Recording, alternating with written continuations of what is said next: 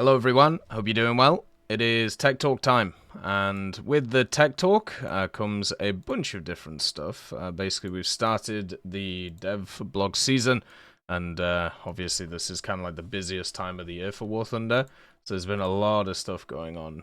It's been pretty fun to follow, but there's going to be way more of it kind of going forward with different things. If you want to get involved in the Tech Talk, which is kind of a podcast where we go through a bunch of thoughts and ideas from people, all you got to do is leave a comment in the Tech Talk itself, and we'll go through it in the video. We usually record them on Fridays and then upload them on Sundays, just because it's, you know, the time which makes the most sense for me.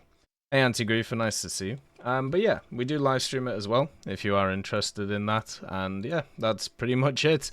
This week has been really fun. Obviously, we've had a lot of the leaks, which has been quite good. We also have had a bunch of kind of game stuff, because I think Steam Next Fest is on right now. So there's a ton of demos all over the place for different games. The other thing, which is also interesting, is Gates of Hell just released its Airborne DLC, which follows the 101st, and basically just follows like their story, the Band of Brothers, and been playing through that about halfway through. I so far enjoyed the Liberation one a little bit more, but that's just because there's more vehicles involved and more stuff. With this, it's much more infantry focused, which is fine, but it means it's a little bit more micro scale instead of macro, and I find the macro stuff is a little bit more fun.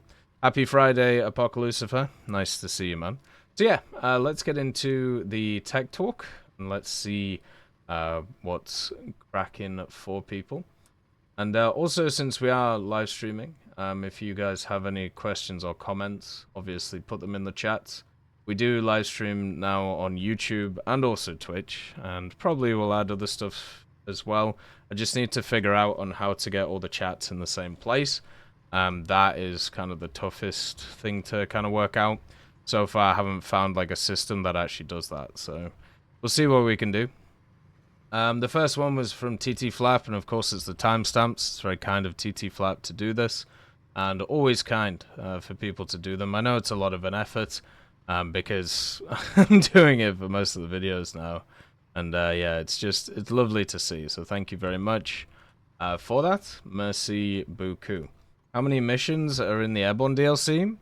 I don't know exactly how many. We're going to be playing it later so you can see, but there's about 9 or 10. I did about half of them yesterday, and it took me around about like 6 hours, so there's probably like 12 hours worth of content in it.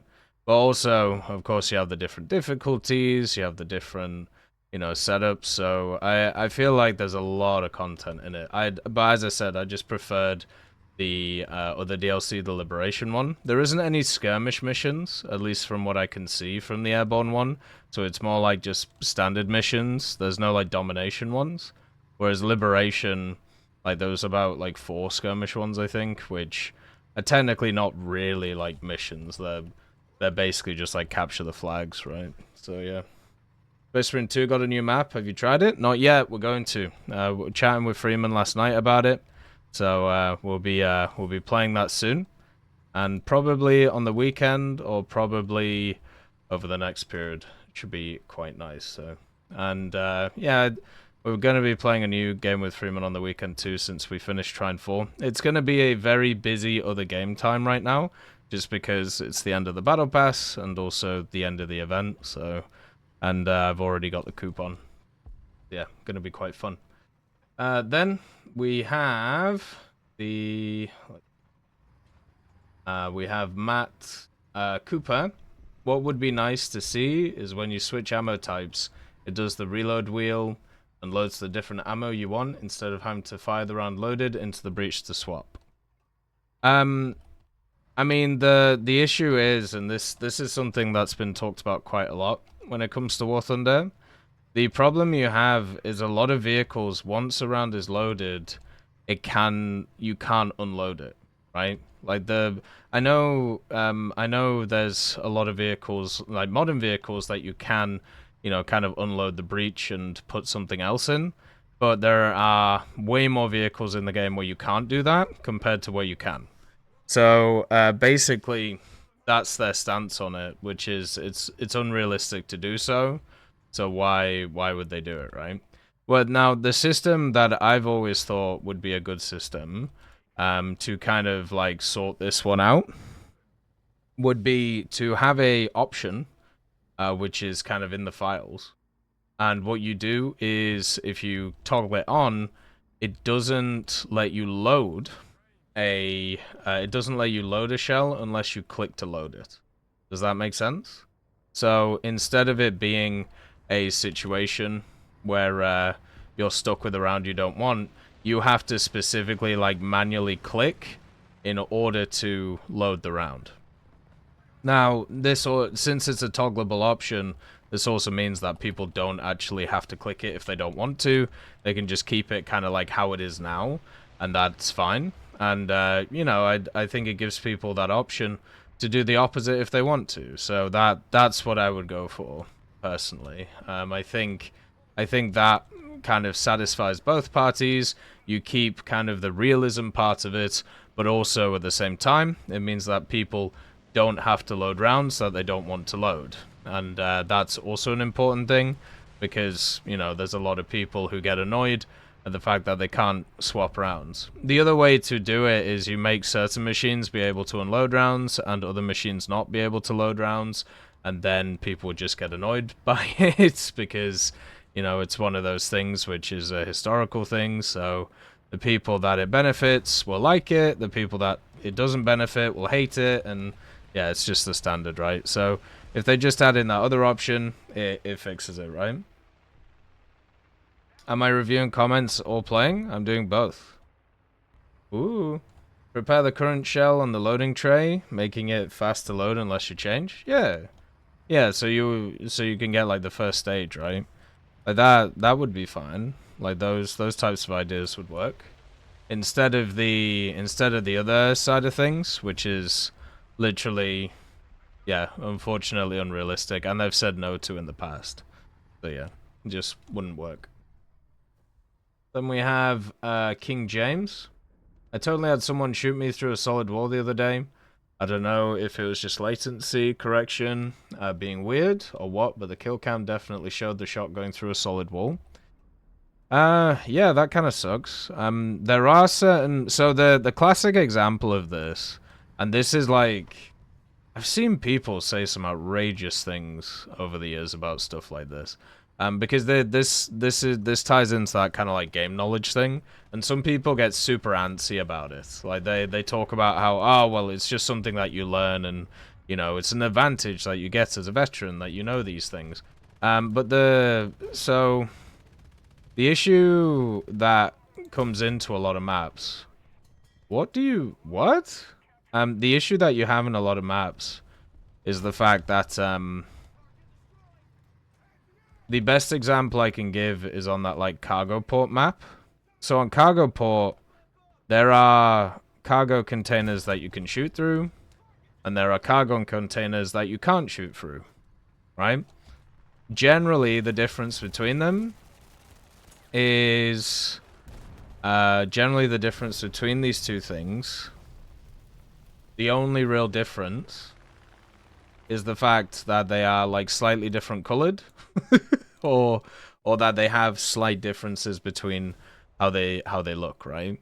And I feel like these things should be more like standardized.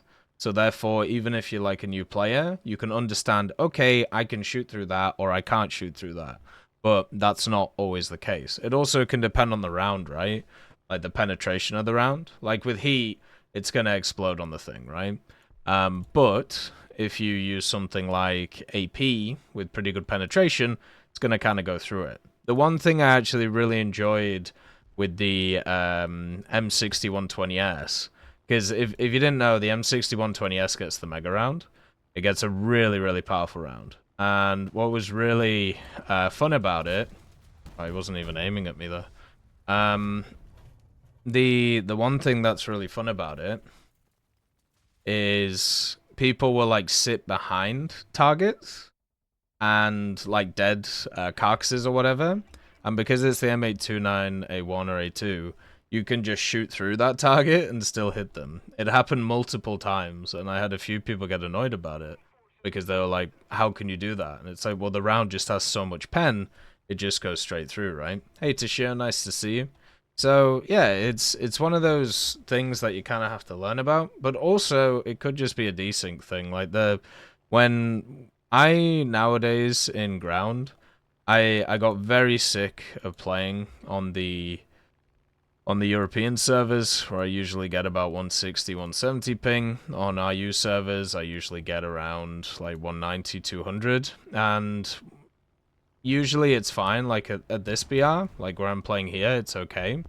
But the problem is when you get higher BRs, things get faster, right? So vehicles get faster, everything just moves quicker. And the problem I was running into is people were just blasting me before I even saw them. And it's because they were going full speed, they were going crazy, like around the place, and then they were just whack-a-whacking and would shoot before I was even near. So it was an absolute pain to deal with, and it wasn't a very fun kind of gameplay experience. But it's because on the server, or what I'm seeing is not what the enemy is seeing. They're seeing a completely different scenario because of the fact that they are in a different place on their screen than what I see them as. And therefore, it looks really dodgy from my side, and also I can't really do anything about it. And yeah, you just kind of get hammered. So that could also be happening. Ping is a huge factor in these things, and has always been a huge factor. And even if you think your ping is good, which maybe it is, maybe you have very low ping, the person you're facing might not. And, you know, the stuff might be all over the place. So yeah, it just kind of sucks at the end of the day. It's one of those, which is weird. It could also be the case that kill cam doesn't show the real trajectory of the shell. Yeah, there's that as well, Sakyos, and I don't know. There's some really weird things in the game to do with that, and I feel like it's because they've said that they're going to update it. Like, it was in the roadmap, right? Like, there's a few things with the profile I've started noticing that they haven't updated in a long time, and I think it's because they're bringing in a whole new system. Like, if you actually have a look at, like, these, they're super low resolution. Like, they look really weird on the profile, and I honestly think it's because, you know, they're going to do a revamp of the profile, and the kill cam doesn't always necessarily show reality, which is one of those things where it's like, well, wait, what do you mean? Like, how can it not show exactly what happened? But sometimes it just doesn't, and it's so wild to think about that, you know, to think about that idea. Like, it's so weird that that is a thing. So video games definitely have an issue in terms of, like, being able to trust your eyes with what you see, because if you can't trust your eyes and, you know, you see something that's completely weird and then you point out and somebody goes, oh, well, that's just on your end, it's like, well, what do I do about that? Like, how do I change that, or how do I deal with it? And that's tough, you know. Definitely not easy. Yeah. Then we have the only Len. Hey Tech, hope all's well. Yeah, everything's good. Like, we had a pretty good week. Made some pumpkin spice bread. That was quite fun. And wasn't actually too hard to make, so really happy about that. We've had a lot of family stuff because it's around Thanksgiving, and I need to get back into weightlifting again. It's weird. I stopped, like, lifting weights for a week, and I just feel super pudgy, so that's something that I do have to focus on. Just kind of getting it up and getting it sorted. But everything else feels very good. We watched the rugby, which was nice, and overall just feel very good. Hey, Ali Pace, nice to see you. Hopefully you're doing good. I haven't been keeping up with the tech talks. There's this magical thing that gives out joy and suffering at the same time. Don't know if people know this. It's called a job. Yeah, unfortunately. I do keep up with your shorted vids, though, and I still play War Thunder here and there, still grinding Sweden. Boy, the 5 battles bonus is quite nice, because at most, I get to only play War Thunder for 10 matches, move on to another game, so that's quite nice. Quality of life. Yeah, it is. It's good, isn't it? But yeah, as always, thanks for the vids and the new cool timestamps. Have a great weekend. Yeah, I'm happy with the timestamps. Obviously, a lot of people have appreciated them, which is really good.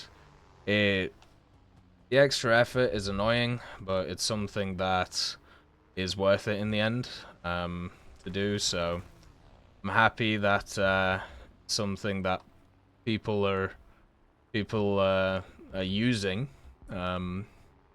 I'm trying to think of other ways to like add more stuff into it, like when it comes to like additional stuff to make it a bit easier for people to consume, but I'm not sure how to do that. I'll have a think. But yeah, the fact is, if you have a look at even some like really old stuff from Gaijin, like when it comes to their kind of target market and who they're aiming for and all of this, it is people who are kind of like, 30, 40, 50 even, who have jobs, who have lives, who don't have a ton of time per day to just put into video games, right? Like, they're looking for people who, or not looking for people, but their target market was, okay, I have like 30 minutes to an hour to play, let's play some games, right? And War Thunder can definitely sort that out for you, and I know a lot of people where it has sorted them out for a long time. A lot of them usually play arcade and just kind of chill in there, and it's been lovely to see. The thing that's kind of evolved over time in War Thunder, and this is just kind of something that happens with games that go on for a long time, is just the amount of content and the amount of stuff that's in it, which is just crazy. And that's where you have like this kind of culture clash, right? And that's always been the problem with things like this. You have certain people who just want to play like a little bit and have fun. Then you have like the competitive guys, and you have the people who play it all the time. It's kind of all over the place. So it's interesting to see how they kind of balance out all those different things, right? Which is pretty fun. For me personally, I think they do a pretty good job at it. But at the end of the day, the reason for that is because War Thunder doesn't tell you what to do in terms of like what's available, right? So the thing I think that's super important in War Thunder is there isn't like a linear way of playing. I know a lot of people talk about, oh, well, I want to get to the top of tech trees or whatever, and that's fine, but that's still like a self-assessed goal. That isn't, Gaijin telling them that's how to play. So I think in general, it's actually kind of cool seeing different people and how they approach the game and their kind of lives around it. Like, I'm in a really fortunate position where my brain is wired in a way where I can kind of like get everything done and give myself a metric ton of time, and also have the job that I do, and the way that works, and the fact that I'm employed to do it, and it works really well even with like the kind of limited time and hours that I put into it. But I feel like for a lot of people they wouldn't be able to do that just because of the fact that those conditions don't exist as much for us. But I think in general it's something that works for me that probably wouldn't work for a lot of other people. And that's something I've had to try and come to terms with over the years, but I also have no idea how to even approach that. One of the toughest conversations I have when it comes to War Thunder is the idea of worth and value. And the fact that something can be worth it to me to grind out because I have this time here, and dealing with somebody else and not knowing their situation and what they focus on and how much time they have to do different things, it's pretty much impossible to work out whether something is worth it for somebody else. And that's always the tough part. And I've never really known how to kind of deal with that topic, and I don't think I ever will. So nowadays I just kind of talk about it from my point of view, and then if people throw in like their thoughts about like what they see and what they want, that it makes it a lot easier, which is quite nice. I'm here now also. Last Saturday I went to see a football game and a drunk man rammed into me, knocking me to the ground. Now my knees and elbows are injured, and walking hurts and standing does too. Oh, well that fucking sucks. Did you get his name? So maybe he could help you with some of the issues you might be running into. I'm doing good, Ali Pace. Life's good. Very happy with situations. Very happy with everything. Nice to see you, Juan. Hopefully you're doing good today. Hopefully everything's okay. Would you mind if I gave you a list for the PSM pack sales to give advice on what to buy? No? I do. You can do that. I don't mind. Like, yeah, we can go through that. So then we have Charlie Harris. Hi, TEC. Since we might be getting the X4 air-to-air missile, do you think there's at least a slim chance we might get the MEP 1101? Do you think adding the X4 air-to-air missile opens up the door for other types of German aircraft that could carry the X4? Well, the major issue with the P1101 is it never had any armament, and also it's another one of those vehicles that never actually got properly built to what it was supposed to. Does that make sense? So it never reached what it was supposed to do, and this basically meant that the vehicle itself never got made in like the way that people think. So it never used like the engine it was supposed to. It never had the armament that it was supposed to, right? It was one of those like what if planes. The thing about the if you want, Bobby. You've just got to think about the auto mod. The issue with the P1101 compared to the X4 is the X4 was built, it was tested, it only, of course, would work in very limited situations because it was designed for a very specific thing, which was, of course, you know, destroying B-17s, but it still would have worked. It still was all there. The P1101 wasn't that. The P1101 was something which was kind of an interesting idea that, you know, was kind of battered around for a while, and they built kind of, but just never finished. I would see the P1101 more in the line of stuff like the R2Y2, which was just an unfinished product, right? Same as a lot of the naval machines that we have in War Thunder at the moment. So yeah, it's something that is very different. I put them in very different boats. And that is something which can be tough to chat about, because one of the problems that I find I have when discussing like prototypes or projects or even just designs like blueprint designs, there is this weird conflation that some people do between them, and I don't really understand why, because they seem pretty defined to me. Like, a prototype is something that's built and at least has had some testing in some way. Then a project is something that was slightly built or not fully built, but getting there. A design, obviously, is just the design, whether it's a mock-up, like wooden design, or whether it's, you know, a model design. And then a blueprint is it on paper. It seems like pretty simple to me, but for some reason they get conflated all the time. Like the Kranwagen is one of those which is always conflated with prototypes, even though that is definitely a project, right? So I don't know. It's just kind of weird how it goes. Hey USA, nice to see you. Fuji, Christian McCarver. So the ones out of those I would definitely have a look at right now in the current meta. I mean, the Wyvern, if you don't have any of the British tech tree ground out. The M1 KVT is in a pretty nice place, but the Christian 2 is in a better place. So I'd probably go Christian 2, the Type 90B Fuji, and the A5C. Those ones... sorry, not the A5C, the Wyvern. Because the A5C just got put up in BR. But yeah, so the X4 I see as different to the P1101. You know, that's something, at least for me, that is that would make more sense. I wouldn't mind seeing some kind of P1101 in the game.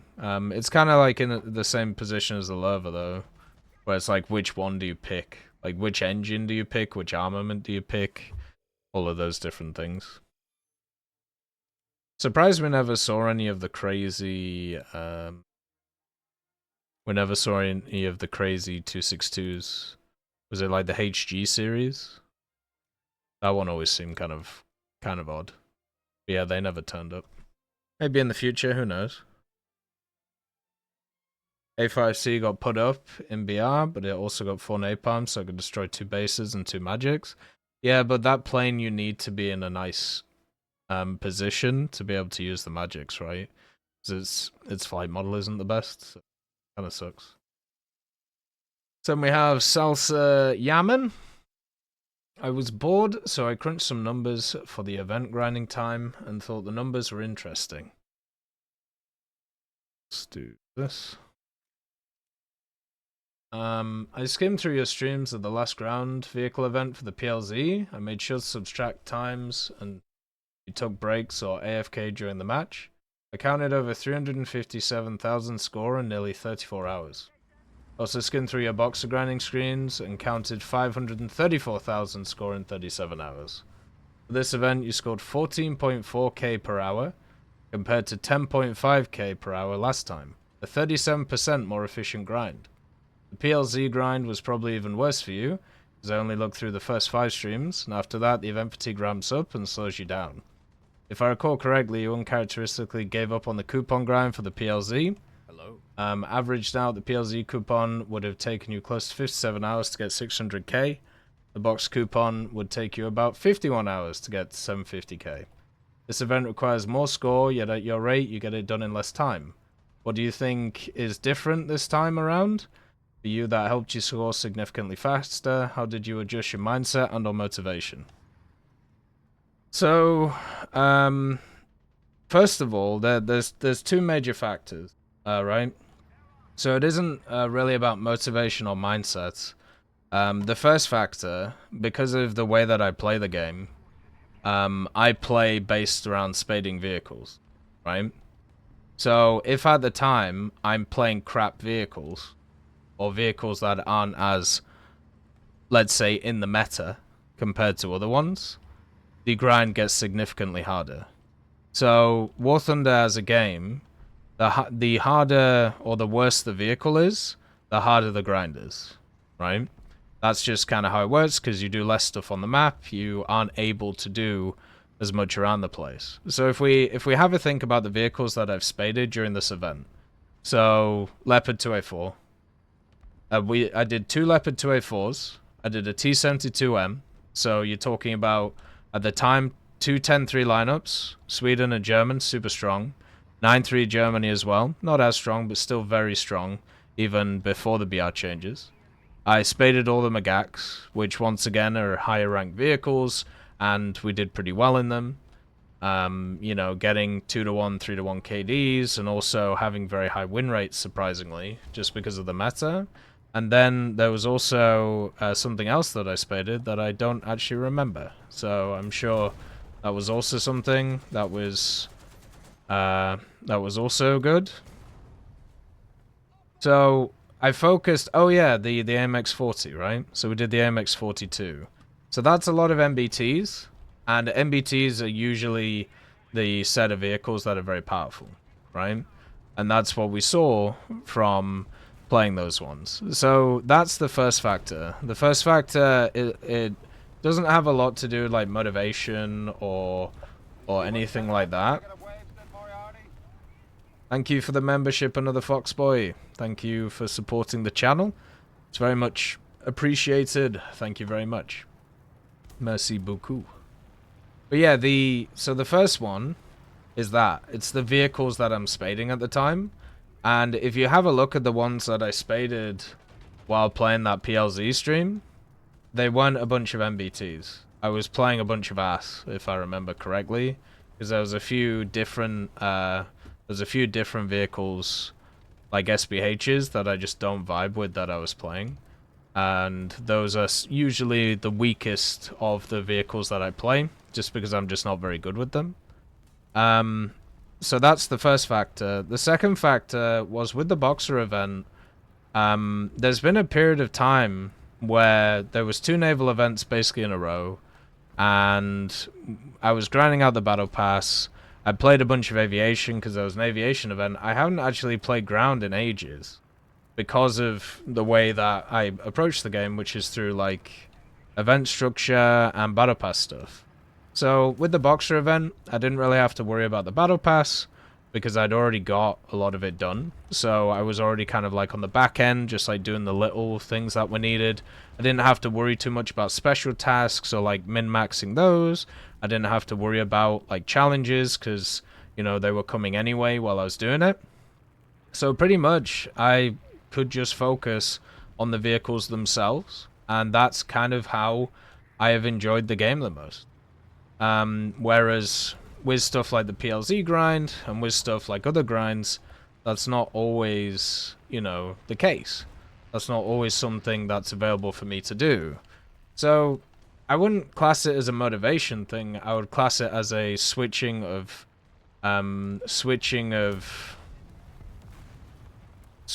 targets kind of thing. The other part is I can't remember exactly when the PLZ event was.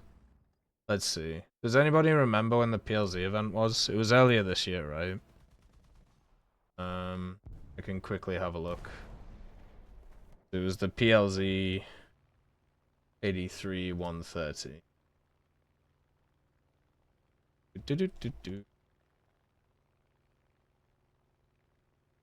Somebody said the PLZ 130 has insufficient explosive mass to deal with heavy targets. Are you mad?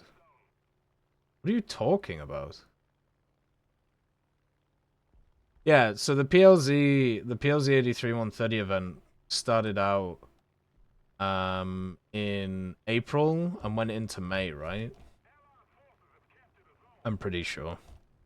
So it was either went into it was around like the start of May and then went into the end of June.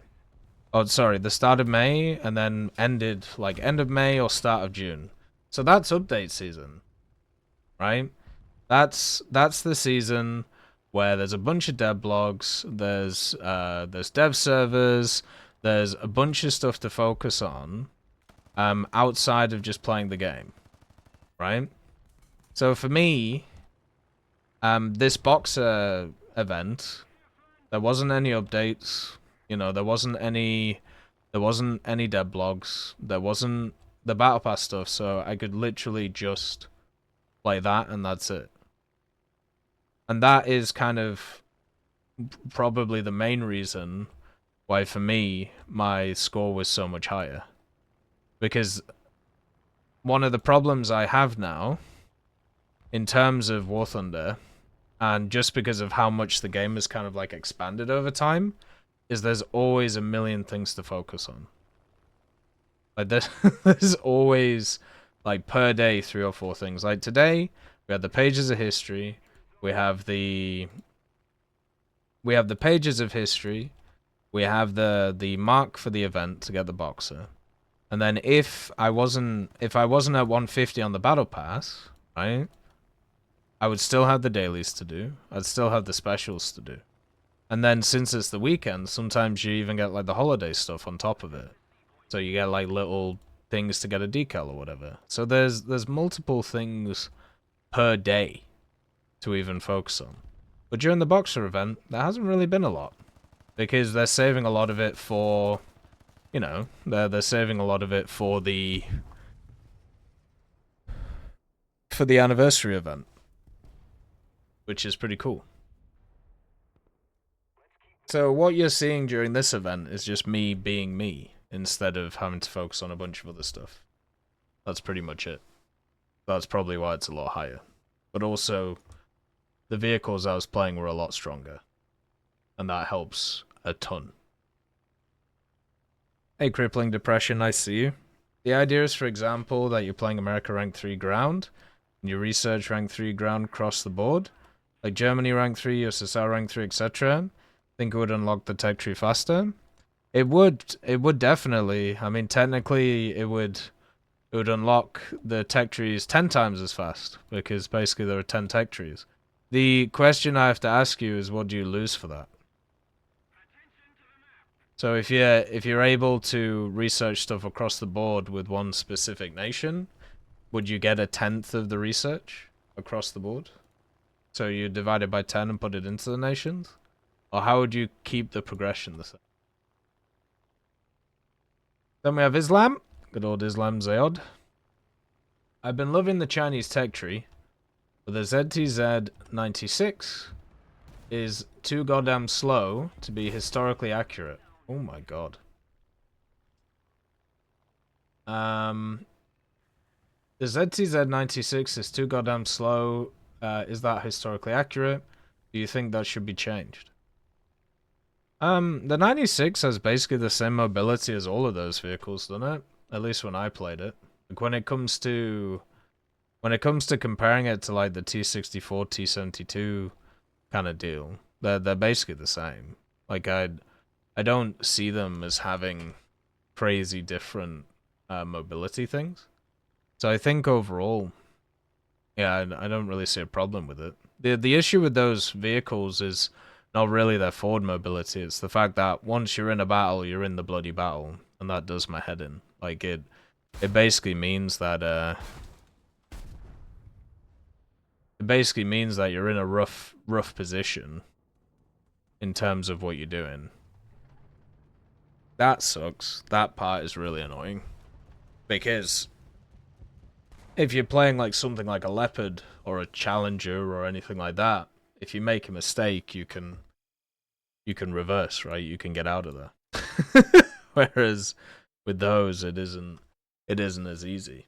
They should only be changed if it's realistic to change them. I don't think it's good to artificially buff vehicles' mobility, or nerf vehicles' mobility. Just because that's one of those factors that is worth balancing around. They already have enough factors that they can change, like stuff like reload, for example, where if they need to screw around with stats, they should use that. I don't think they should screw with mobility. The Chinese vehicles do get better with their mobility as you go further in. They do gain a reverse and they do get more low acceleration, which is quite nice. Maybe 15 or 20%? Ah, fair enough. Hey Celtics fan, nice to see you. Are you doing good? Alright, so then we have Manuel. Good old Manuel Guedes. Hi Tech. Let's talk about your favorite and most played game mode, Heli PvE. Woo!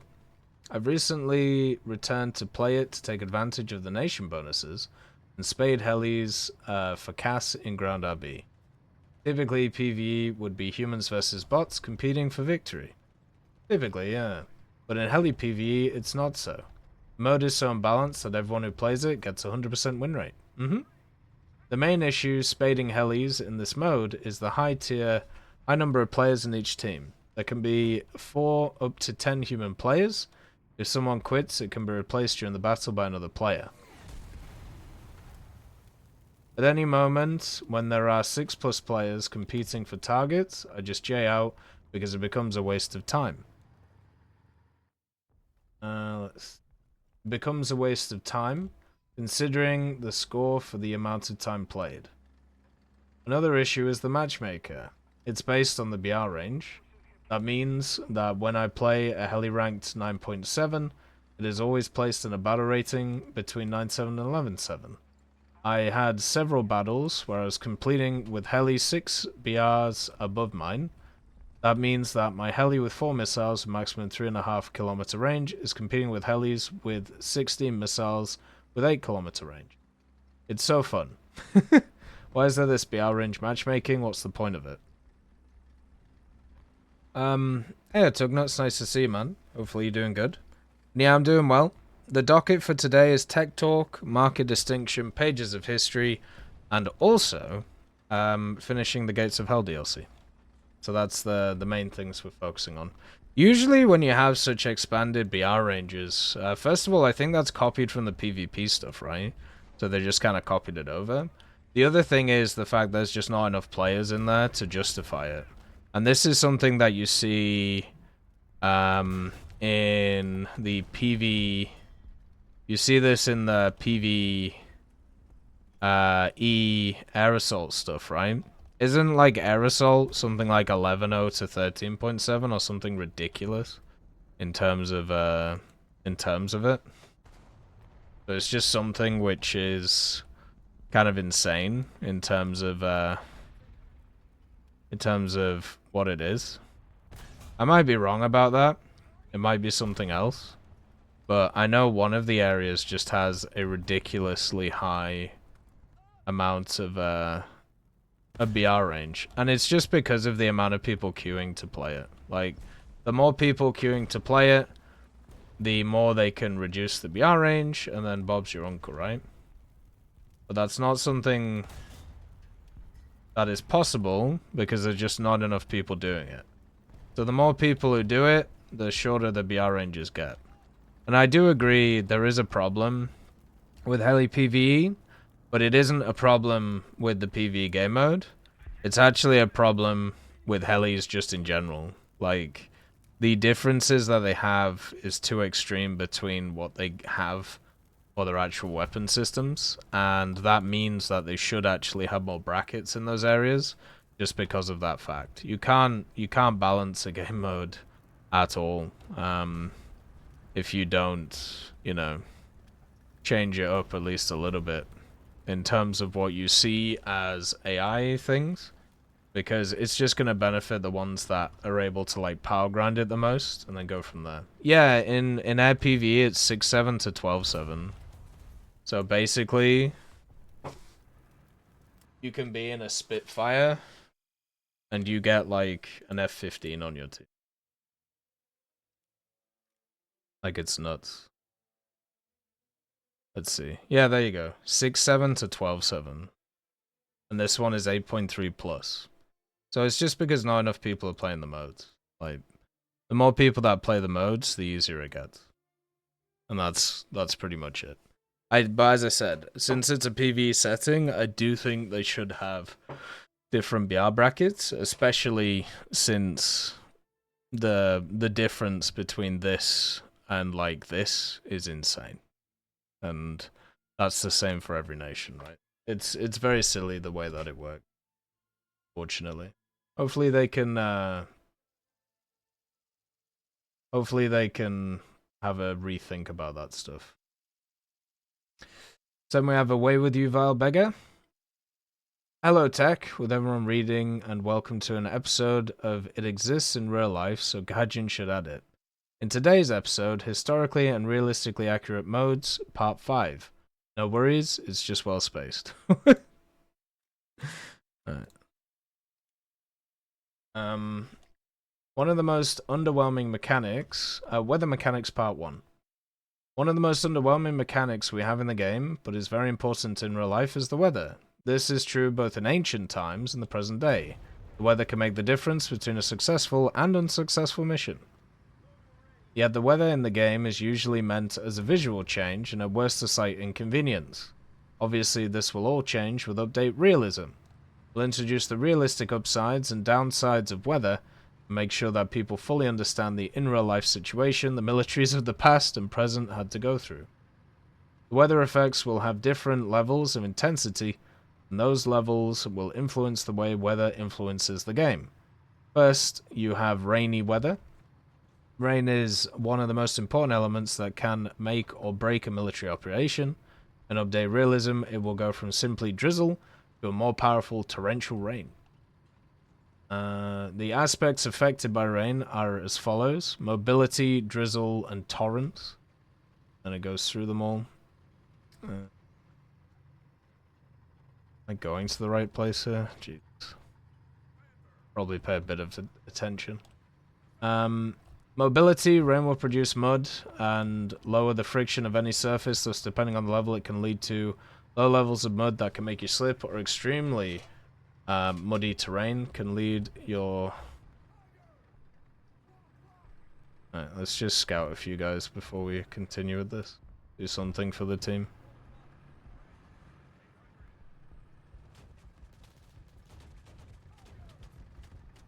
Oh, Jesus. Map changes. Not much will change on the low settings, but on the higher ones, there'll be a physical... God, I've lost where I am. But on the higher ones, there'll be physical changes to the maps themselves. They'll range from high levels of water that can fill certain regions to extreme levels. Whoop. Oh, Jesus. Why is there just 1 million people there? To extreme levels of water that will flood portions of the map, such as a broken dam. That would be kind of crazy. Oh.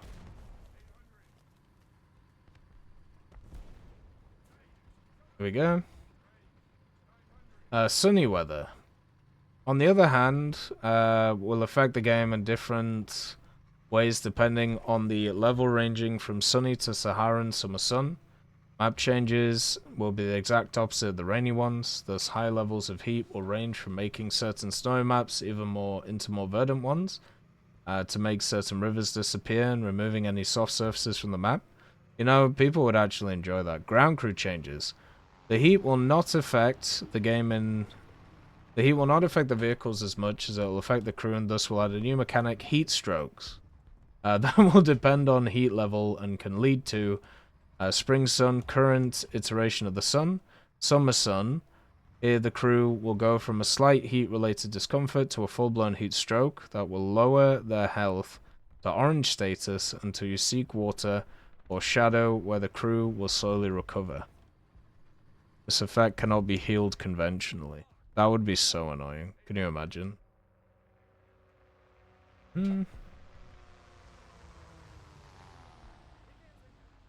Let's just shoot this guy.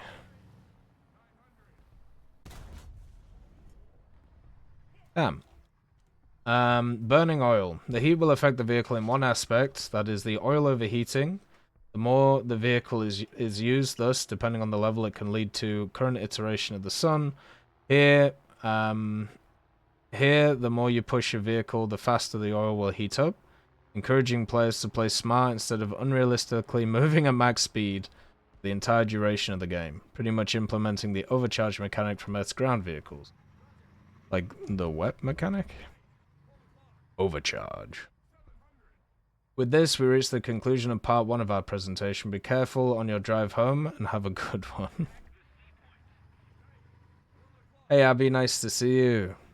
Or bring water in the vehicles? True. Imagine if you had to like bring specific amounts of water. Yeah, that would obviously be incredibly annoying.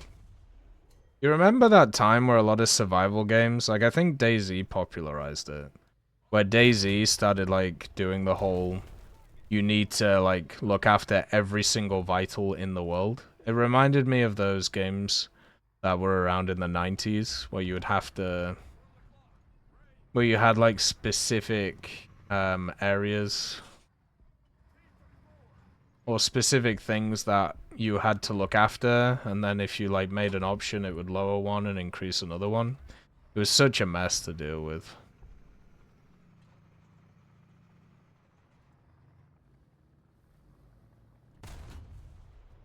Get rid of that guy. There we go. It's like when Russia sold the T-90 to India and the driver passed out because of the lack of AC. Yeah, in that like tiny little metal area that he has to sit. Crazy. It's amazing to me that that even happens like in the modern day. It's wild to think about. Oh, but yeah, I think we can all attest and say, when it comes to when it comes to ultra realistic things, some of them are actually really cool. Other ones, not so much. And this would be one of those not so much moments. Ooh. That's very unfortunate. How on earth do you research Swedish helicopters? I usually use ground vehicles to research helicopters. Hey Jerry, nice to see you. We should also add German vehicles breaking down all the time. Yeah, why not? Just add all that crazy stuff. Oh. I was miles away, man. You forgot about the bomb catch. Then we have Maxwell. Hi Tech, I posted this in the past Tech Talk, but I was late, so I'm dropping it here again. Okay. I'd like to give the Soviet TD some love. I've heard so many people, mostly CCs, call them bad. I had a great time in most of them, not the SU-57D. I remember spading the 2027 ones and having a blast. One-shotting people with the SU-152s and 122s and carrying games with the 268 and the SU-122-54s. Anyways, what do you think? Well, let's have a think about Soviet TDs and what has happened to them over the years. Okay? The SU-122, right? So, one of the ones that you just brought up. That vehicle has gone down in BR twice. Okay? So, it's in a much better position than it is now. Or was now. The Object 268. Okay? So, that vehicle also has gone down in BR. And they got rid of the ridiculously stupid default round that it had. And they raised a metric other vehicles BRs around it. From that like 7.3 area all the way up to 8.0.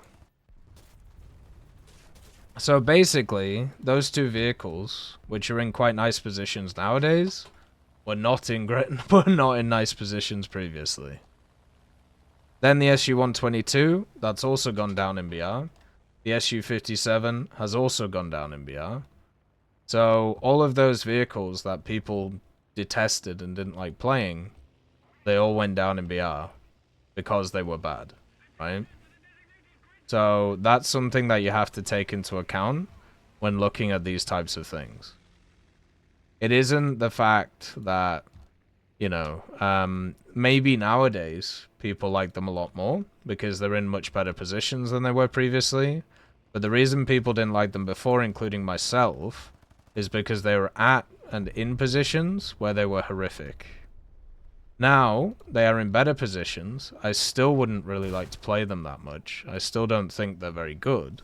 But they are definitely in better positions today than they were in the past.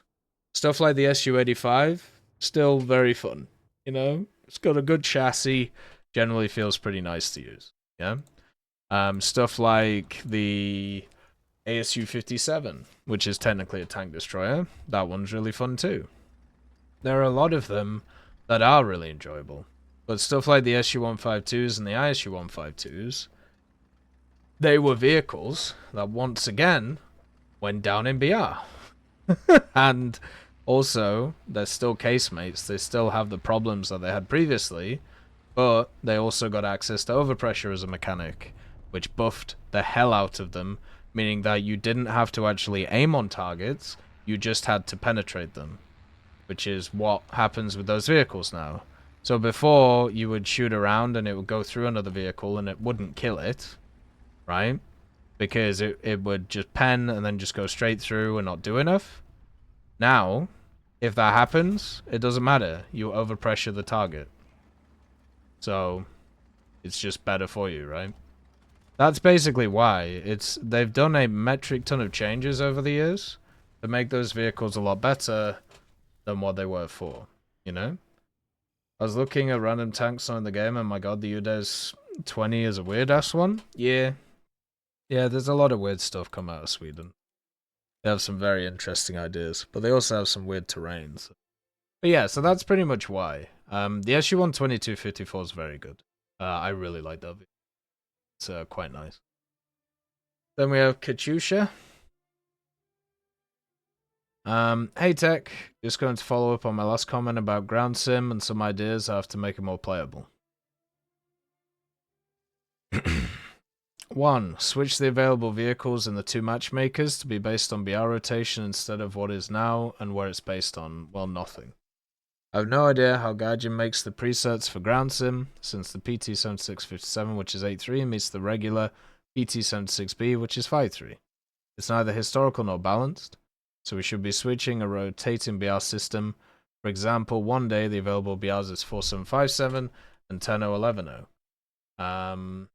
The next day will become 5060 and 10.3.11.3. This should make it more balanced, and it wouldn't increase wait times, since there would still be 2 setups available at any given time. I mean, yeah, they could do that. I think the major reason why they don't is because of balance reasons. I know that may sound really weird, but you want to, when it comes to matchmaking, you want to try and keep it as open for everybody as possible so they can enjoy it, and at the same time make it as balanced as possible so people have fun. The thing with the current system is, once again, I will go back to every time we have these conversations where I just say the same thing and it's just ignored every single bloody time. There is not enough of a player base there to do it. There just isn't. Most people don't play a bunch of different BRs. They will play specific vehicles around those areas, and that's what they'll play. Okay? So that's pretty much how all that goes. Thank you for the raid, Alex. It's very kind of you, man. Hopefully you had a good stream. Hopefully everything went well. But yeah. The simple fact is there are not enough players to do that. And I know you think it limits the matchmaking and makes it better, but it also means that you cut out a bunch of people who would be playing previously. And that is a no-no. You can't do that. That's a bad thing. And that means you won't get matches. And therefore there'll just be days where you won't get any matches in the matchmaker, and people will complain because they won't be able to see anything. And it sucks. I wish it was better. It isn't. That's always going to be the limiting factor there. You have to be very careful with chicken or egg analogies, and this is one of them.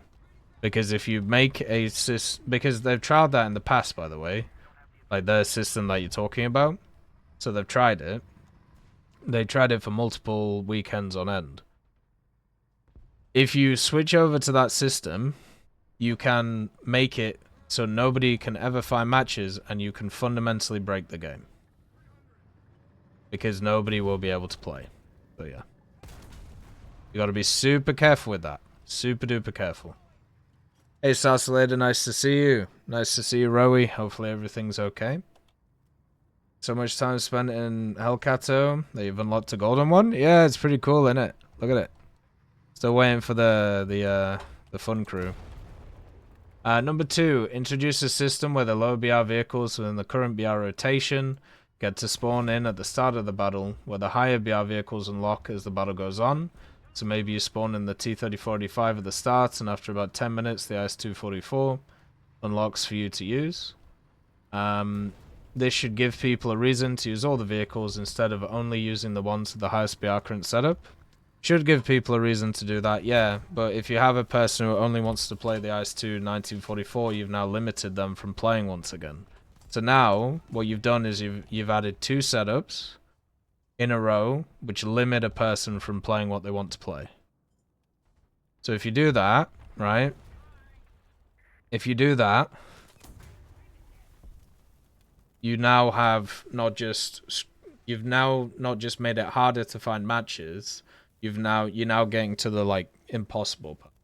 So let's say beforehand you have like 100%, you have 100% of people who are in the matchmaker. So now you've cut off like 20%, and now you've cut off another 20%. So now you're down to 60% of people in that same matchmaker. So now you've increased queue times by X amount, and then you're going to have more people drop out. So, yeah. They also tried this in World War II Chronicles, like 6, 7, 8 years ago. They based it on SB costs. They also limited the number of specific vehicles that were available to try and balance out the mode. It didn't work. What people did is they either just waited to be able to get into those vehicles, and then they would time it so therefore they could be in it. Or what they would do is they would cheese as much SP as possible and just try and get into it. So neither way worked in an efficient way, and once again it just made people annoyed. So it's unfortunate, but yeah, both of these ideas have been tried before. Hopefully they can figure out something new.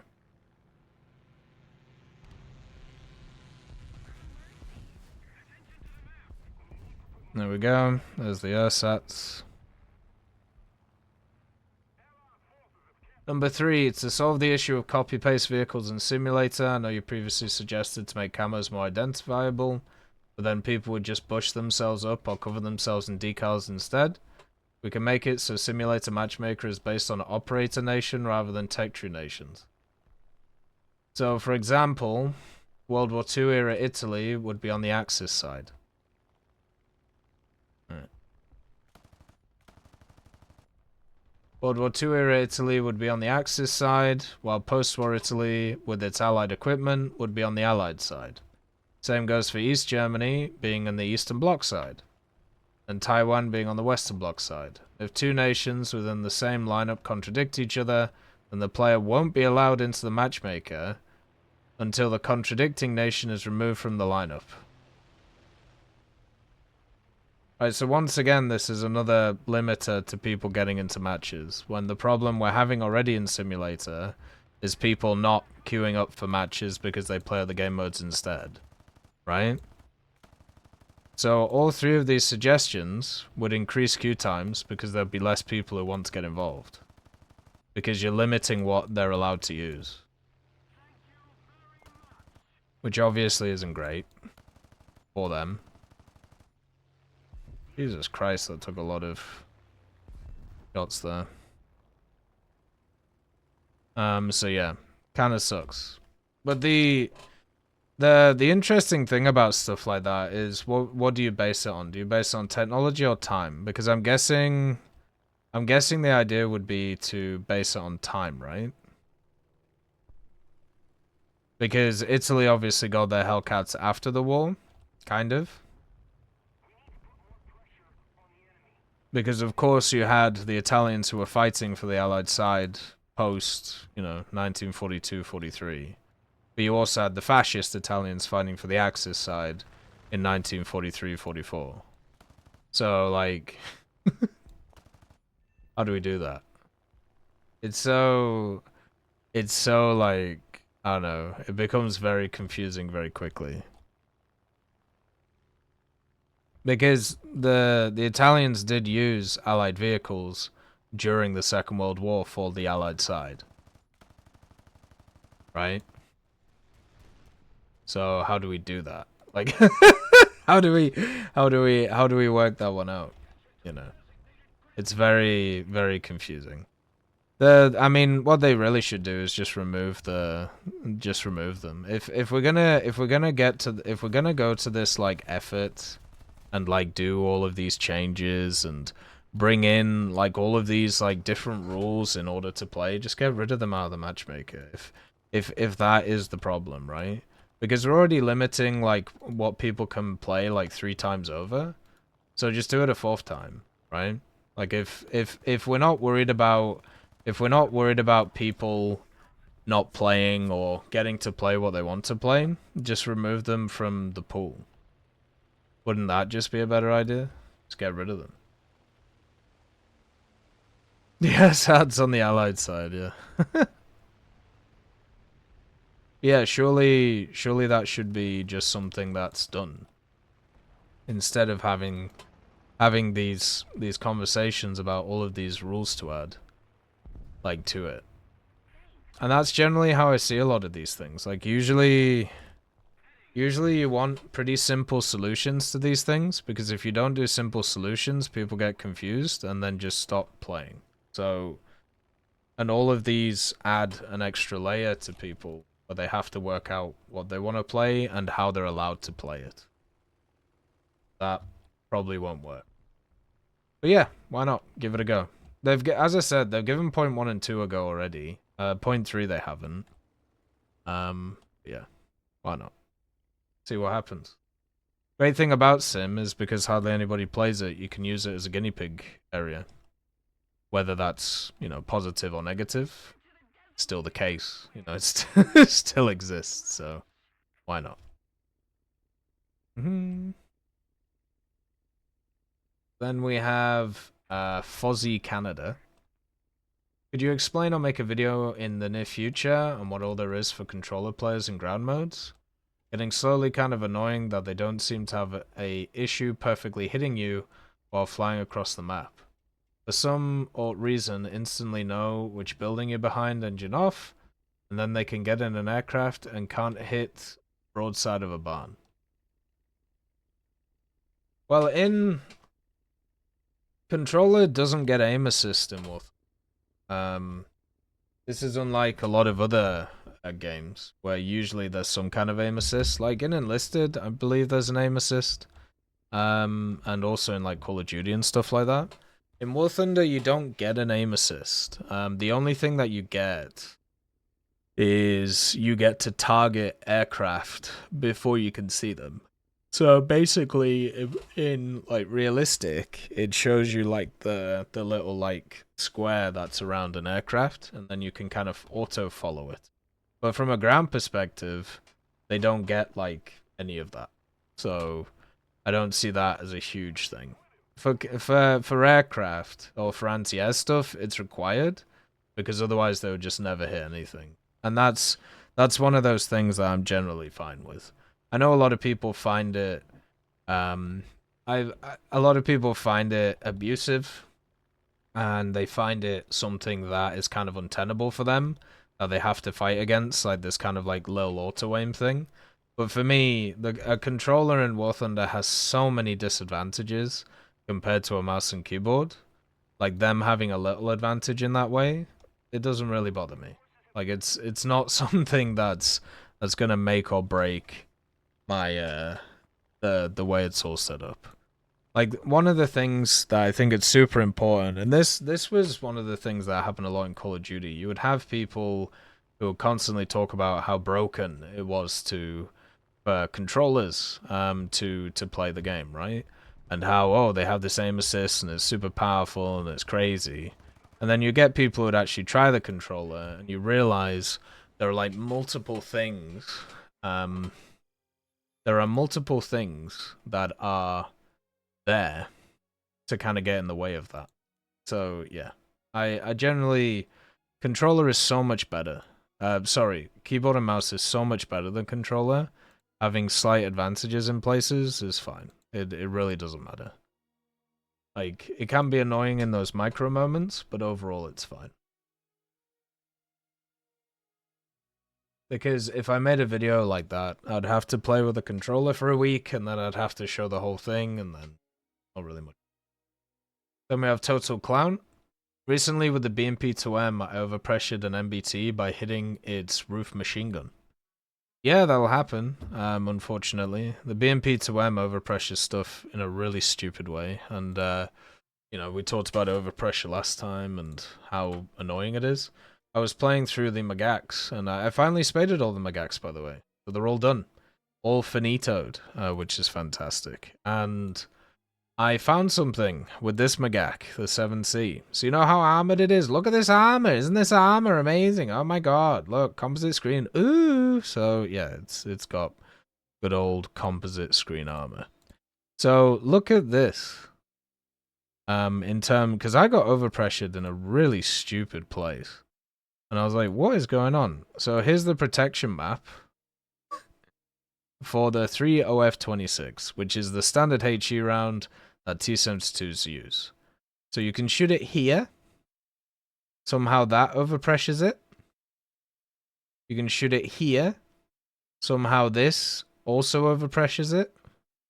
And look at the turret ring. This turret ring is like 120 millimeters, by the way. The pen of this round is 42. Like, and then if you actually zoom in and look closer, it isn't just the turret ring. It's all these like little pieces, like this little driver's port here. And also like whatever like this thing is here. Like this random blob that's attached. So I was angled like this, right? So I had my hull like away from everything, and then the cupola away from everything, and I just had this little bit stuck out because I was waiting for them to fire. So I was trying to get them to shoot here, and then or shoot like here, and then I would go. He shot me here, and that overpressured me. How dumb is that? Like, I can get overpressured here? And by the way, I didn't have any ammo here. So I only had ammo like where you standardly have ammo. That should never overpressure anything. So yeah, just nuts. But yeah, the BMP-2M is notorious for really silly overpressure point. It's very, very dumb. And has been for a long time. And it'll continue to be. I feel it's just one of those. Maybe we can start giving other missiles the abilities of the BMP-2M's missiles. Maybe that's something that we could look into. I don't know. Maybe it's possible. So we have Moth, WT. Hey TEC, hello. I feel like this is something we think about eventually while playing War Thunder.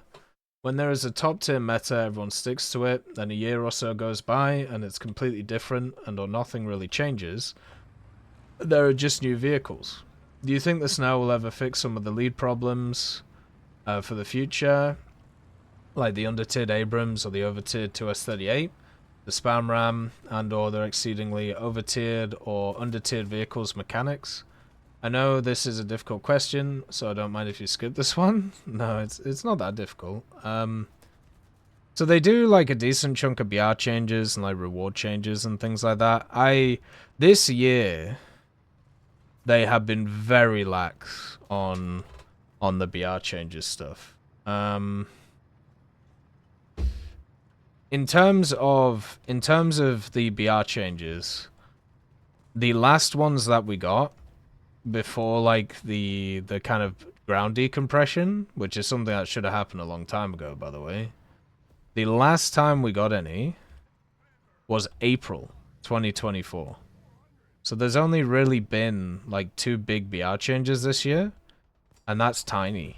That's a tiny amount of BR changes that this game has had, right?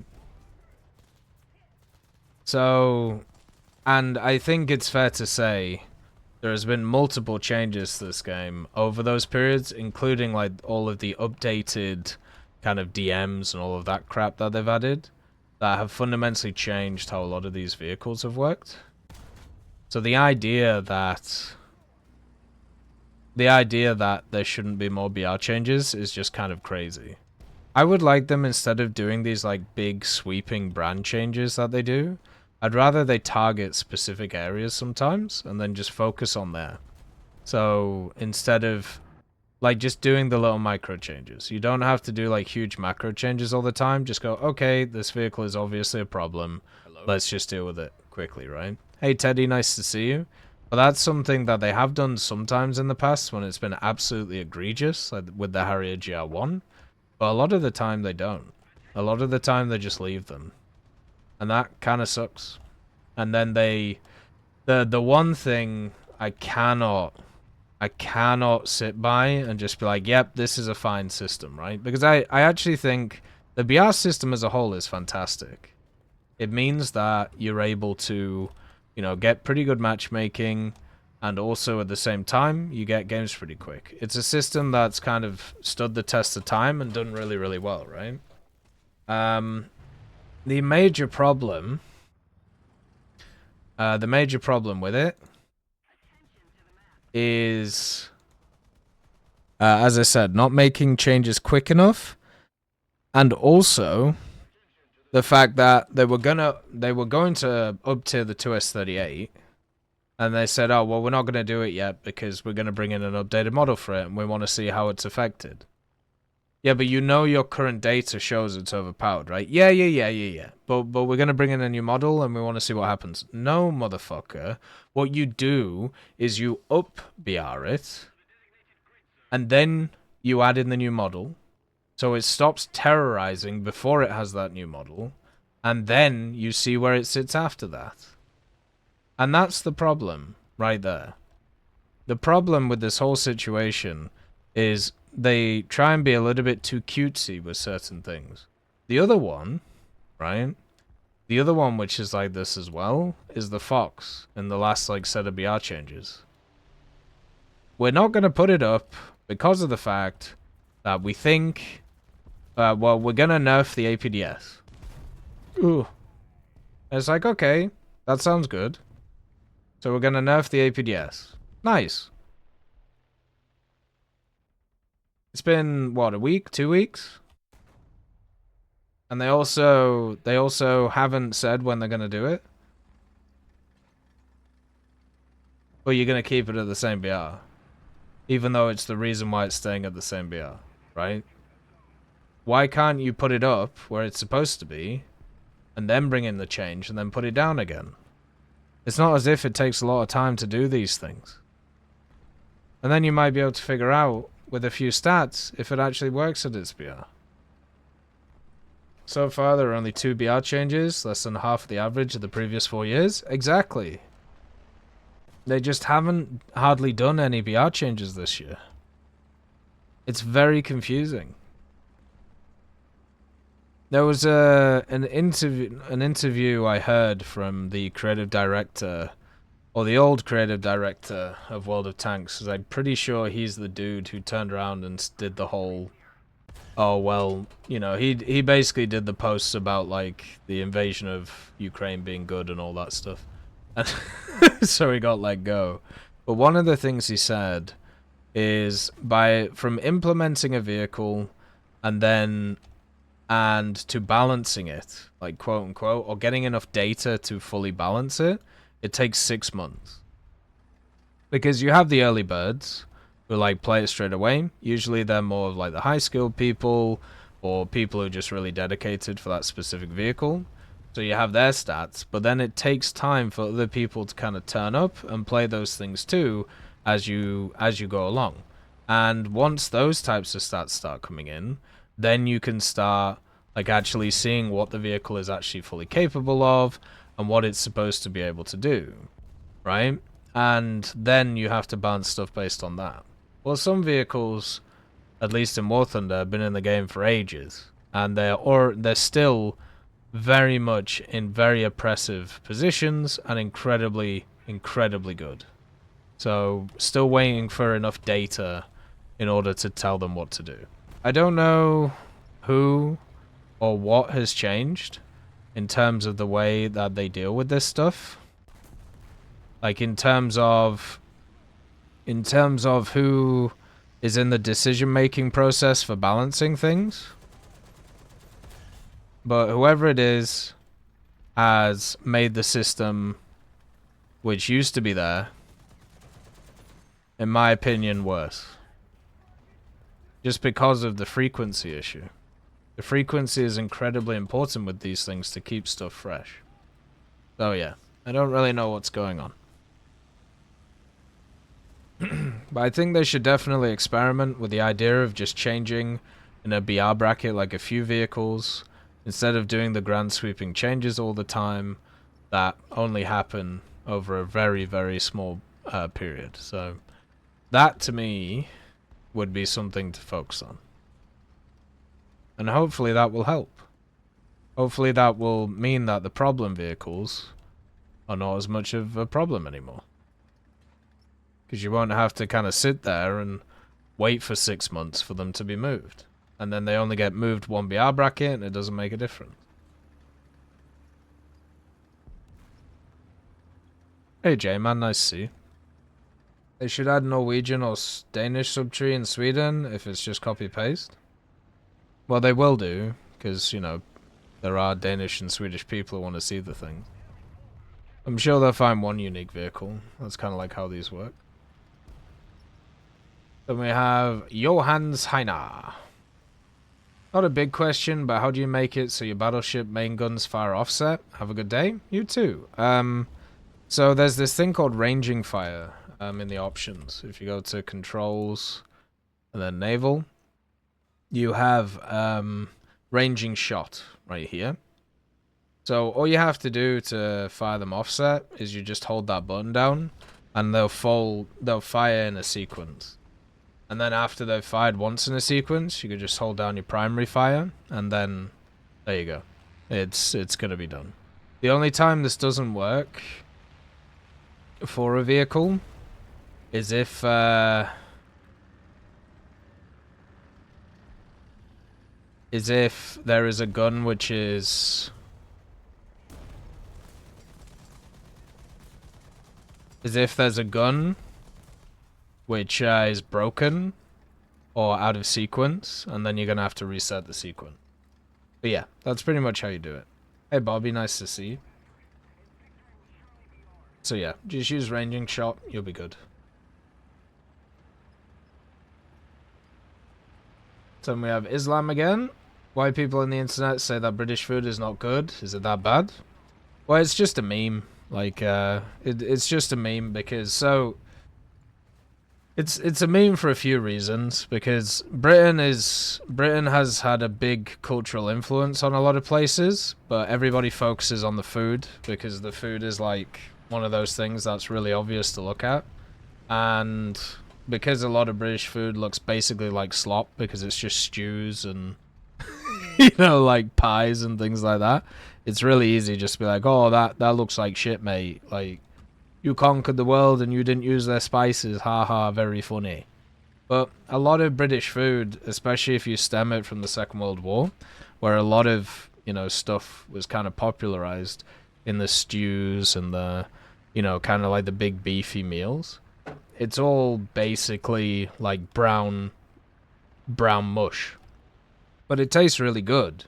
It's just brown mush. So it generally doesn't look the greatest, but it tastes really nice. And that's why people around the world just like go after it, because it looks like ass, because, the presentation is not the best. But who cares? It tastes good. And that's the main thing. And people talking about the spices thing, once again, it's just people being just memeing. Like, British people generally use a lot of spices and stuff, whether it's like chefs or whether it's others.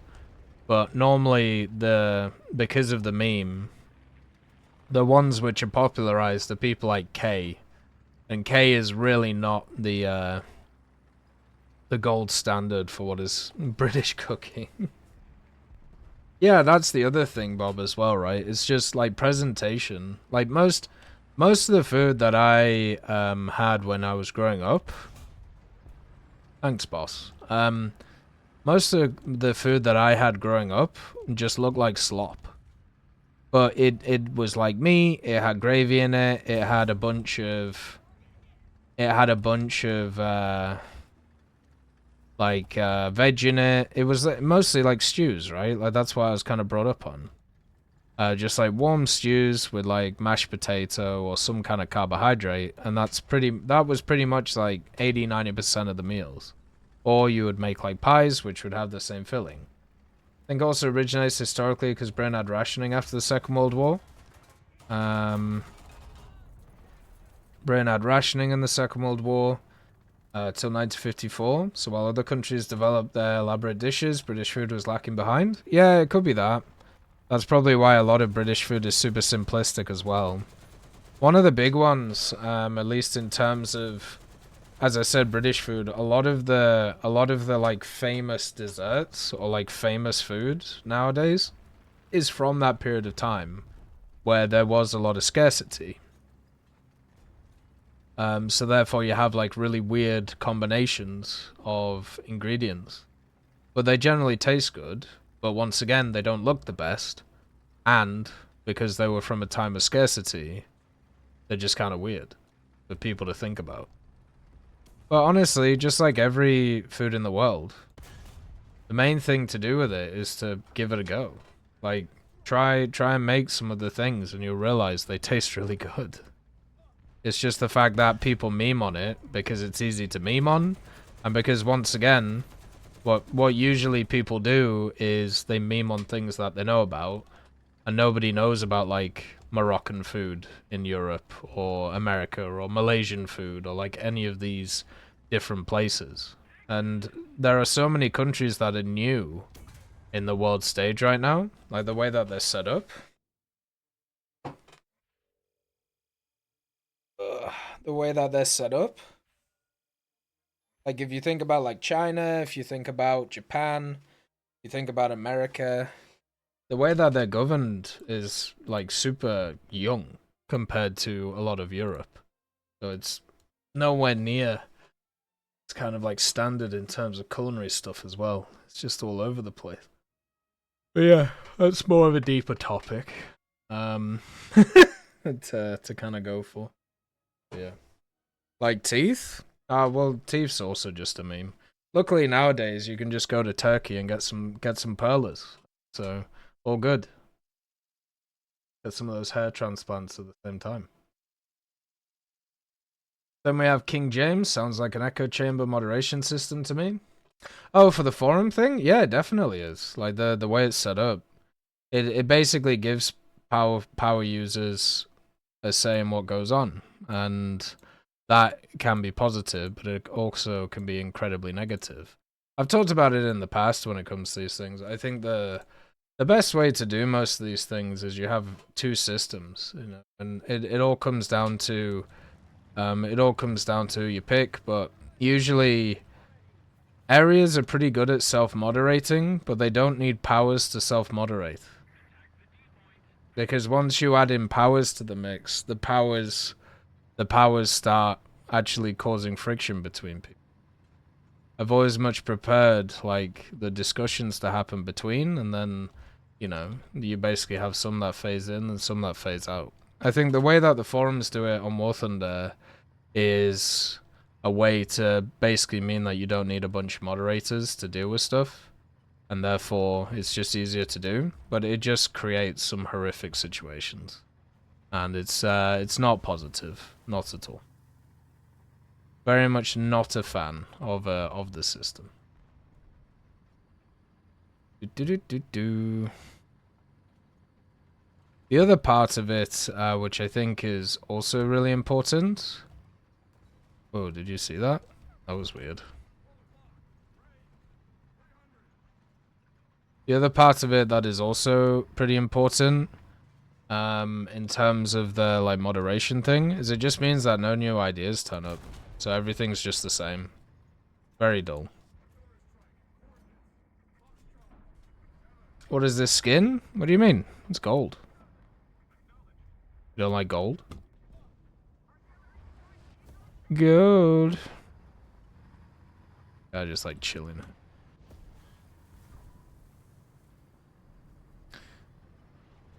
Yeah, it's not a system that I would agree with. I generally think it's just one that's ripe for abuse, and that kind of sucks.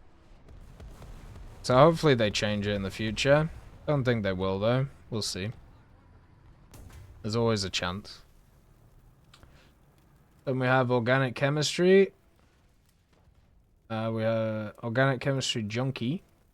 Hey Tech, I apologize for my comment last time, probably coming off as angry and disorganized. Essentially, my line of thinking is expanding upon the buffing Hunter F1 to kill TU4 problem. Sort of logic regarding SPAG functionality against CAS. The key problem of SPAG is that players hide in their own spawns due to lacking anti-tank capability, even though the sides of most tanks in many cases and the overly high skill floor of using SPAGs correctly against aircraft. No, I don't think that's the case, though. The reason why, like, people sit in their spawns with AAs is because usually the time they spawn AAs, there's a bunch of aircraft around and they have to focus on killing them. Like, it would actually make more sense. If you were worried about not having anti-tank capabilities, you would go hide in an area of the map where there's not, where people usually don't go, right? And then you'd only open up on aircraft when they get close to the battlefield. But most of the time, like, especially in mid-tiers, like, the amount of aircraft that's around, you don't really have a chance to go to other areas, which can be a bit annoying. But yeah, it's definitely, I don't think it's an anti-tank capability issue. The only way to convince average players to move out of their spawns is to make SPAGs into competent tank killers. Essentially, proto-IFVs where their anti-air ability becomes a bonus. This means 1. Bringing back full AP HVAP APDS belts. 2. Removing idiotic limits on APFSDS shell counts. 3. Adding missing APCR APFSDS rounds on many SPAG weapons. 4. Global rebuffing of APCR penetration ability up to historic levels, and 5 global rebuffing of APCR, early APDS, small APF STS post-pen. To avoid breaking regular tank combat, barrel damage would be reformed so that hitting the tip of a gun barrel pointed at you does absolutely nothing. Well, these vehicles will just go through your side, so... Right, the honest question. Have you ever played against a Gepard? Or anything with... Or the good old Fox? Like, are these things which you've run into before? Where before their nerf, right? Because people nowadays still use them for tank killing capabilities. Even like the ZA-35. The ZA-35 had to be nerfed twice because it was such a prolific tank killer. And it only had DM-13. It only has AP, it doesn't even have APDS. But I don't think it's... I don't think we can just say the reason people don't leave their spawns in AAs is because of the anti-tank capability. And I really don't think it's a good idea to buff that anti-tank capability based on that. Like, you have this guy, right? Like, he's in an AA. Look where he's going. And then you have stuff like ITSVs, yeah, WZs. WZs is a great example of this. Most like mid-tier stuff, even things like the M42, they can punch through a lot of vehicles.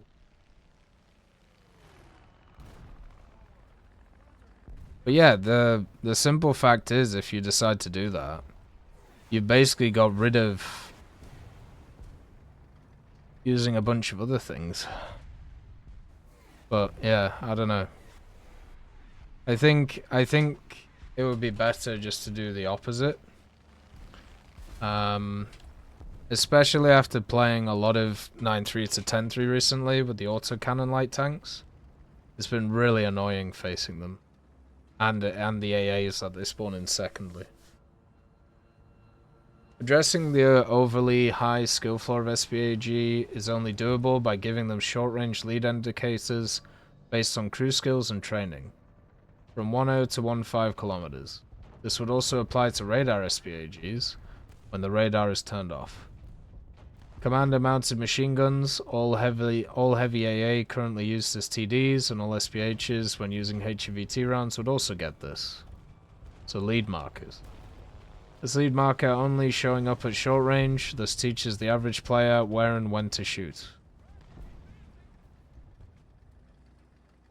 I think if you make these changes, AAs are not really going to be looking at the sky. They're gonna be focused on killing tanks. But the other part of it that is interesting to think about in relation to all of this stuff is I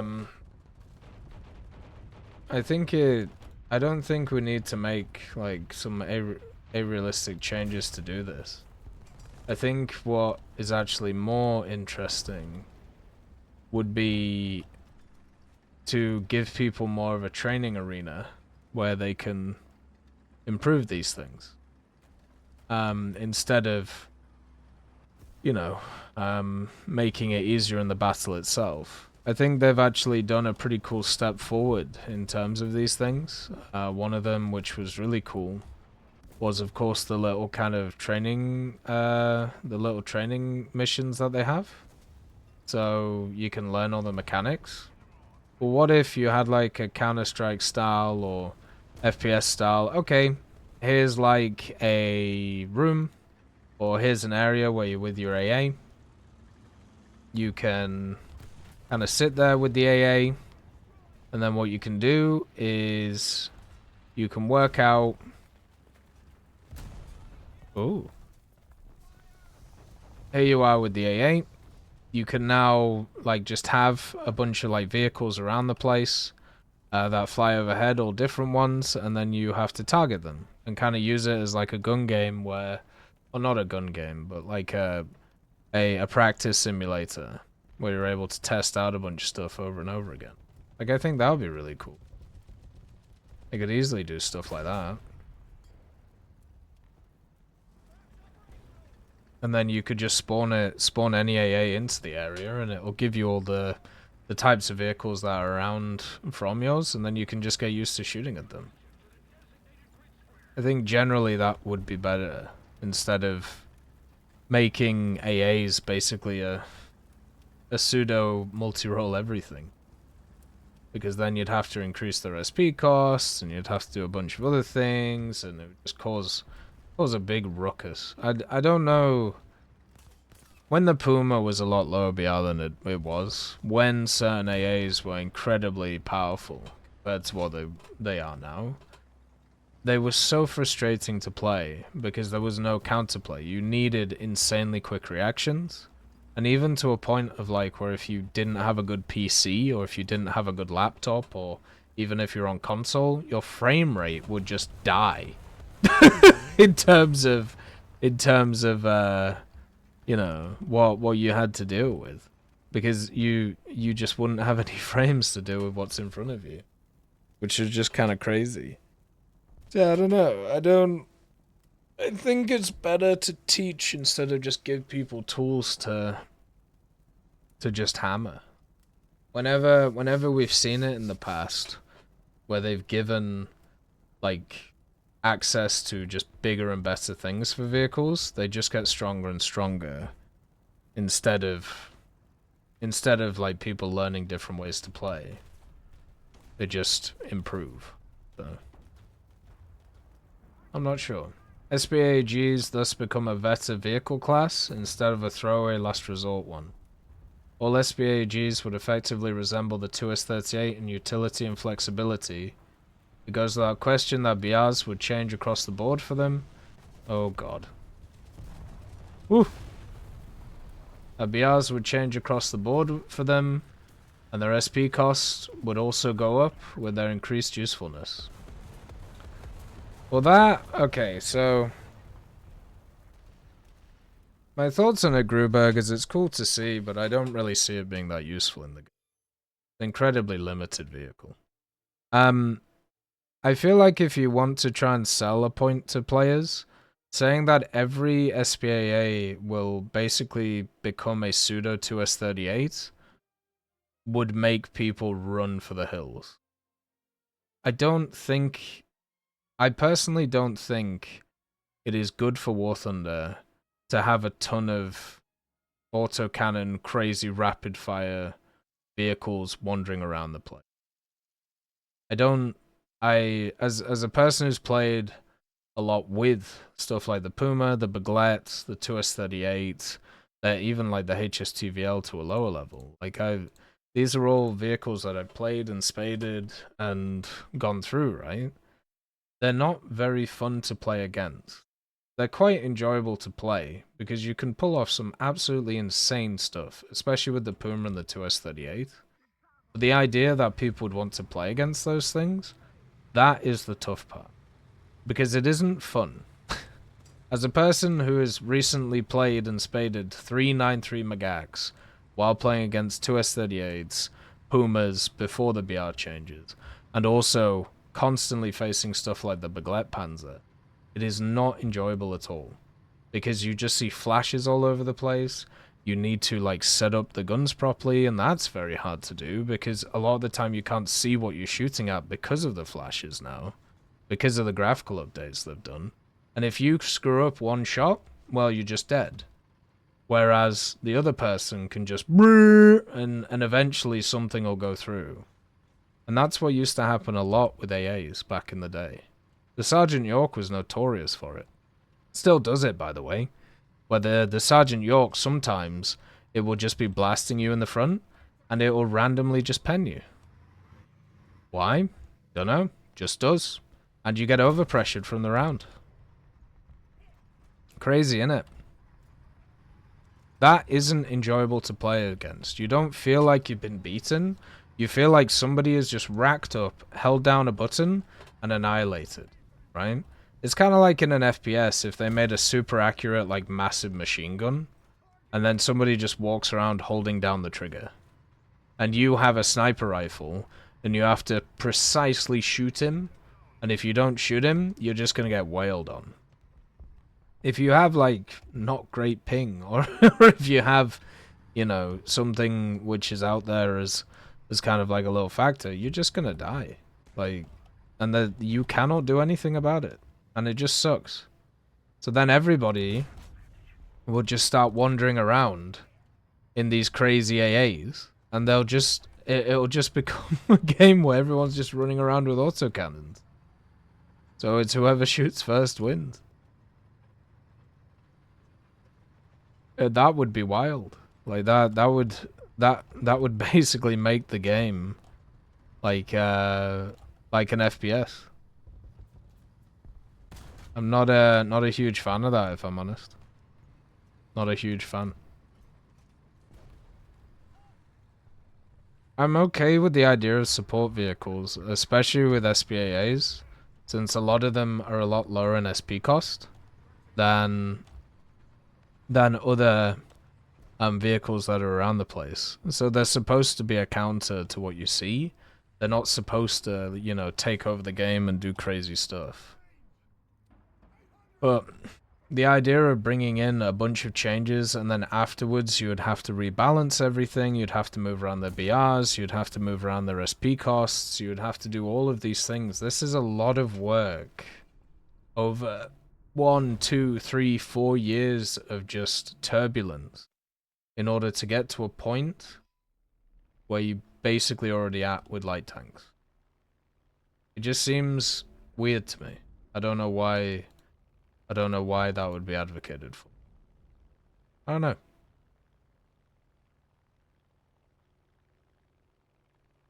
No idea.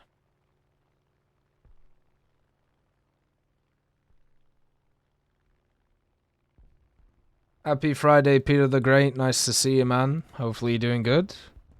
Hopefully life's treating you well. Always a pleasure. Hopefully you have a good weekend.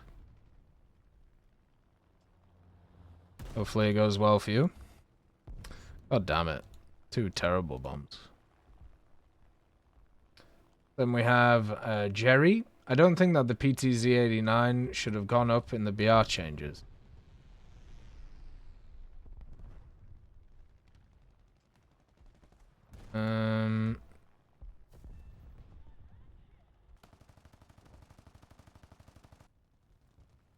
Let's see. It has the same problem as something like the PLZ-83-130 where the only good thing is the gun, and the round, everything else is garbage. Also, the PTZ-89 being the same BR as the Leopard A1A1 is kind of crazy, and when are you becoming a VTuber? Well, I'm never becoming a VTuber. I'm quite comfortable with my body, in general. I know... Oh my god. How the hell did you hit that? I'm pretty comfortable with how I look. I don't feel like I have to mask myself or do anything crazy like that. I don't really get... Oh, it's a console player, that's why. I don't really get the whole VTuber thing. I think that kind of like passed me by. I do find it very odd that many of them basically just resemble underage women, which is weird. And then also at the same time, like, you have like the whole like high school Japanese graduation thing and all of this. It's very odd and another part of Japanese culture I don't think I'll ever understand. But yeah, I don't know. I don't feel like I need to present myself in a different way to what I am. I kind of like who I am. I'm pretty happy with it.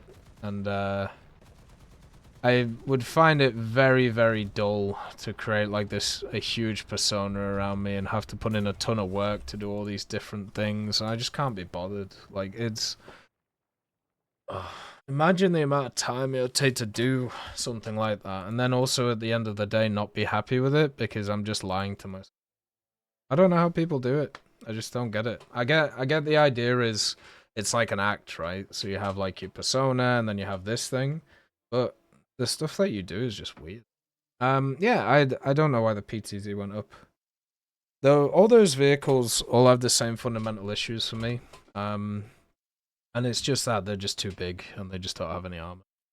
I don't find them enjoyable to play. So hopefully in the future, hopefully they can be a little bit more fun. They're adding in that ridiculous Chinese one now, the PLZ05. So that one will be pretty nuts. That one will be fun. Then we have Maxwell again.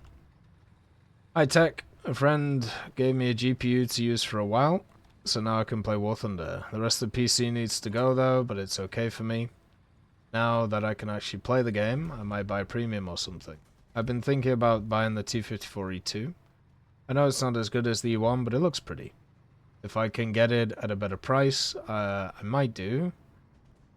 If not, I might buy the T55M or the IS6.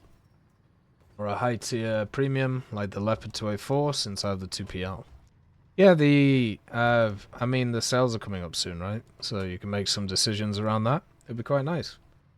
The one with more angled pen, Abby, is better. I can't remember which one it is, which Slurpager. But the the main thing is you'll have to see what's on sales and then make decisions, right? That's usually the best thing to do in these types of times, so you'll know in about a week or two what to get. I have 777 news for the US and USSR.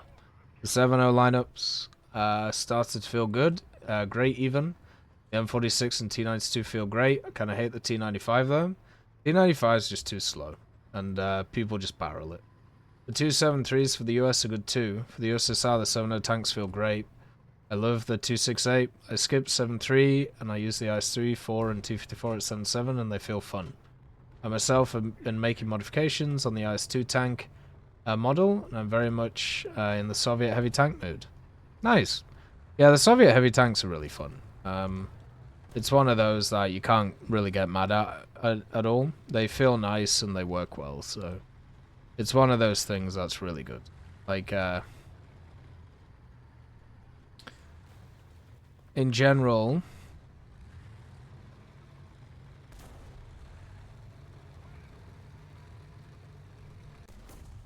it's one of those areas which benefits a lot from 6.7 being pretty meta. So then you can just kind of play the 6.7s and just have a bit of fun with them. And then since 8.0 is pretty strong as well, but still only has, like, you know, they don't have any stabilizers, you can take advantage of the slow targeting speed with the heavies.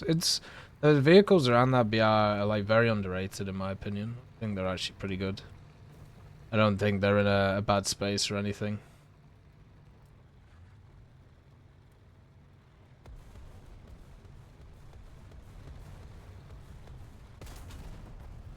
There we go. Yeah, it's good that you're playing again. Glad that you're having a bit of fun with it. That's good. Overall, it's nice. Hey, Crazy Hippie, nice to see you. Angle penetration is just better at that BR, so just go for the one with more angle penetration. That's a bloody tog. That's going to be a problem. Ooh. Then we have the last one, which is from Senpai, and it says Canadian noob. And I am. I am a Canadian noob. I'm like a baby Canadian. Fresh, whatever a fresh baby Canadian is, that's who I am. In fact, a little baby Canadian. Which is about to bully a tog. Hey, Boo Cheeks, nice to see you. Nah, this is American. Where? There you go. Goodbye, Mr. Tog. Hey, it's Alex. Nice to see you. Hopefully you're doing good. What did I get shot by? Oh, they're behind me. Do you think Poland will be added this year? No, I don't think so. I don't foresee Poland in in this year. It doesn't make any sense. With what Gaijin has said, and also what's around. Poland's one of those nations that needs a bit more thinking about. Good evening, Constable Rod. Nice to see you. Hopefully you're doing good. Yeah, Poland also is already in the game. That is true. There is a bunch of Polish vehicles. Canadian noob. I'm doing good, Boo Cheeks. Hopefully you're doing good too. We did half of the Gates of Hell DLC yesterday, and we're probably going to do the other half today. And yeah, we're at the end of the tech talk. So if any of you have any additional things you want to add in terms of questions or comments or anything, this would be the period of time to go with it. So let your voices heard. Not doing bad. Been doing uni past 2 weeks. I've barely been gaming or on Twitch. Well, I mean, it's good that you're focusing on your studies, man. Like, that's the main thing. That's what I had to do during my stint at university. And it's very good that you're doing the same. Keep it up. I'm sure it'll be grand. You'll be doing good. Going. Simple as. Yeah. Playing the Gates LDLC will be nice. Looking forward to it. Be alright. Okay, let's end this tech talk. And then we'll get this market distinction done. And then we'll just go chill. So, hope you guys have a good week. Hope everything goes okay. I will chat to you again soon. Jesus Christ. That's why AAs don't get out of the spawn, by the way. They've just spawned, and there's already 2 planes trying to kill them. Actually 3. Nuts. Anyway, peace be with you. See you soon. Bye-bye.